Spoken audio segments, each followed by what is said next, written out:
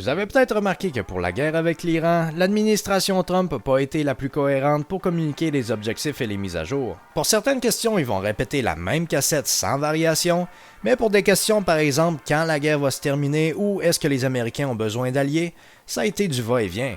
J'ai passé à travers toutes les publications de Trump sur l'Iran sur Truth Social, 10 000 mots au total, et la plupart des discours de lui et du secrétaire exec, et j'ai compilé tout ça pour faire des graphiques Excel. On y va. Donc ici deux courbes, en orange quand la guerre va être gagnée militairement, et en bleu quand le conflit en général va se terminer, soit dans longtemps, on ne sait pas, bientôt, donc quelques semaines, imminent, donc quelques jours, ou c'est déjà gagné. Je peux ajouter des événements du conflit en référence. Ce que je trouve le plus drôle, c'est quand ils se contredisent le même jour, puis avec des fois une grande différence.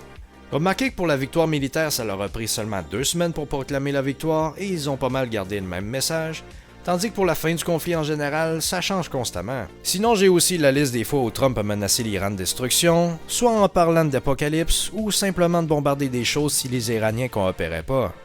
Je peux aussi ajouter des chiffres d'attaques iraniennes sur des voisins, ainsi que sur des navires attaqués, ça donne une bonne perspective.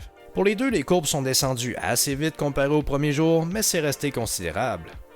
Par rapport à ça, j'ai regardé les déclarations sur la nécessité des alliés durant la guerre, surtout pour débloquer le détroit d'Ormuz. Donc ici on n'a pas besoin d'aide, ensuite ça serait bien qu'ils aident, et finalement, pourquoi ils aident pas?